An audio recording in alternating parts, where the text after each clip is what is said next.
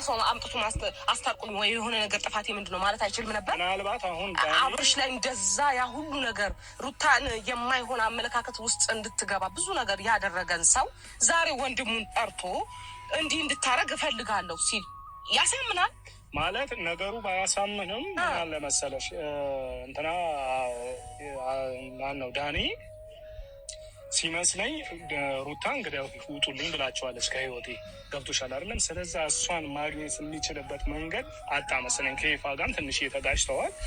የሆነ በስነስርዓት ማይነጋገሩም ከዳኒ ጋር ምናልባት ይህንን ያሰበበት ምክንያት በእኔ በኩል እሷን ለማግኘት አይነት ነገር ያንን የተጠቀመበት ነው የመሰለኝ። ያው እንደዛ አስቦ ለእኔ አሁን ሀሳቡ እኮ ነው የሚል ከሄድኩ በኋላ ለምንድን ነው ታዲያ እኔም ፈለገኝ እሺ ቢያንስ እንኳን በዛ ቦታ እንግዲያው ግጭት ተፈጠረ ካይተሹ ከሆነ ቪዲዮ በስነስርዓት እንኳን በስነስርዓት ሊያወራት አልቻለም። ሌላ ውስጥ እንዳሁን ከይፋ ጋር ሌላ ችግር አይነት ነገር ሊፈጠር ነበረ። ገባሽ? በቃ ተው ብዬ ነው እንጂ ዳኒ የሆነ አመጣጡ ወደ ሌላ ነገር ውስጥ ገባብኝ። ተረዳሽኛ? እኔ የመጣው በሰላም ነው። መጀመሪያ ሲወራኝ እንግዲያው ሰላም ነው። በቃ እኔ ችግሬ ምን እንደሆነ ብቻ ጥፋታችንን መጠየቅ ነው የምፈልገው ብቻ ነው ያለኝ። ታዲያ ይህንን ደግሞ ሲባል አይ እኔ ምን አገባኝ የራሳችሁ ጉዳይ ብሎ መሄዱ ትንሽ ለእኔ አልተዋጠልኝም ነበረ።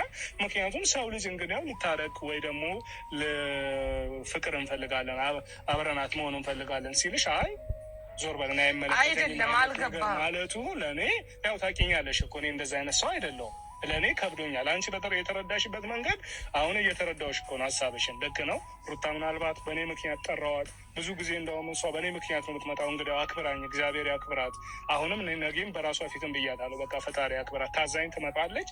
ከመጣች በኋላ ደግሞ በእኔ ምክንያት የሆነ ነገር እንዲፈጠር በፍጹም አልፈልግም። በፍጹም ገባሽ? ምክንያቱም የራሷ ህይወት አላት።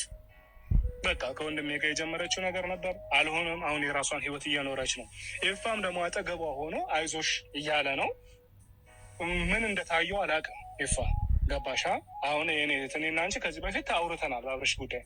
ልክ ነው አይደለም በሚለው በጣም ብዙ አውርተን ተነጋግረንም በቃ እረፍ አልሽኝ። ምንም ማድረግ አልችልም። የራሳቸውን ህይወት ይኖሩ።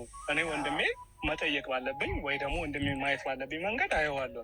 አሁን ደግሞ ይፋን ዞር በል ከእሷ ህይወት ሽሽ ብለው እሱም በራሱ ማሰብ ወይ ማገናዘብ የሚችል ልጅ ነው። እንግዲህ እኔ ከእሷ ህይወት ራቅ ብለህ ንገረው እያልኩኝ አይደለም። ኤፋን ለምን እንዳምልህ ታውቃለህ? እሱ የራሱ አመለካከት አለ አይደለም? የራሱ አመለካከት ሲኖረው በራሱ ሰዓት ይመለሳል። ገባህ አይደለም? አሁን ግን ባለበት ሁኔታ ላይ አብርሽ ጥሩ ሁኔታ ላይ አይደለም። ገባ? ትናንትና ማግኘት አልቻልኩም። ምሽት ላይ ነበር የገባሁትኝ እና ጠዋት አግኝቼው ነበር። የነበረበት ሁኔታ ጥሩ አይደለም እና ብዙ ነገር ተባብለን በጣም ብዙ ነገር ራሱን እንትን ማለት እንዳለብን ብዙ ነገር አውርተን ነው። የሰው ልጅ አንድ ዲፕሬሽን ውስጥ ከገባ መጥፎ ነው። ገባ? በኋላ ላይ የማንወጣው ውስጥ ገብተን እኛኑ ነው የሚጎዳን። ዞሮ ዞሮ የወንድማችን ጉዳት የራሳችን ጉዳት ነው። ኤፋም ቢሆን የወንድሙ ጉዳት የራሱ ጉዳት ነው። ዛሬ ላይ ሜቢ አልታየውም ሊሆን ይችላል ያንን ነገር። ገባ? ልጅቷ አሁን በቃ ህይወት አቁሟል አይደለም? የራሷን ህይወት እንድትኖር እንጂ ከአብርሽ ጋራ አንተ ልክ አይደለህም ሄርሜላ ከህይወት ትወጣ እንደዚህ እያለ መፍለጥ መቁረጥ አይችልም። ኤፍሬም ያልገባው ነገር ያ ነው። ገባ? እሱ የሆነ ሰዓት ላይ ይገባው ይሆናል። ከእሱ ደግሞ እኛ ታላላቆቹ ነን። ከኤፍሬም ታላላቆቹ እኔ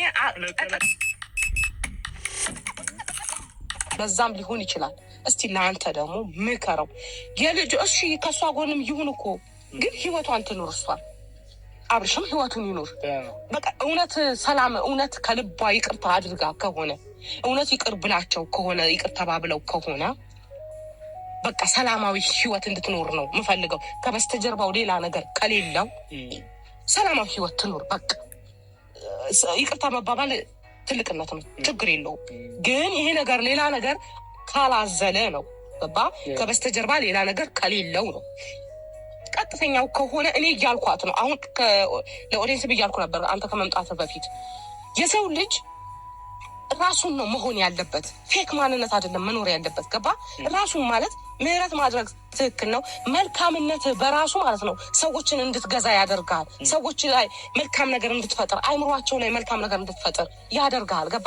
እንጂ ሌላ ሰው መሆን አይጠበቅብም። እኔ ሌላ ሰው መሆን አይጠበቅብኝም። ራሴን ነው መሆን ያለብኝ። እኔ ራሴን ነው መሆነው። ገባ? አሁን ሩታም ራሷን ነው መሆን ያለባት። መልካምነቷ የመጀመሪያ ያኔ የነበረችው መልካም ነገር ስትሆን ሳትፈልገው በግድ ነው ሰው መልካም የሚሆንላት። ገብቶሃል አይደል? መልካምነት ለራስ ስለሆነ እንጂ አሁን ይቅርታ መባባላቸው ይሁን ይቅር ይባባሉ። ከበስተጀርባ ግን ሌላ ነገር ካለው ነው መጥፎ ነው የምልህ። ያው ምን አለ መሰለህ አንዳንድ ጊዜ በአንድ ማህፀን ብንወለድም አመለካከታችን የእያንዳንዳችን የተለያየ ነው። የአንቺ አመለካከት ይለያል፣ የኔ፣ የአብረሽ፣ የይፋ፣ የሀይሜ ይለያያል። እንግዲህ የሉ አስተሳሰባችን ሁላችንም ይለያያል አይደለም።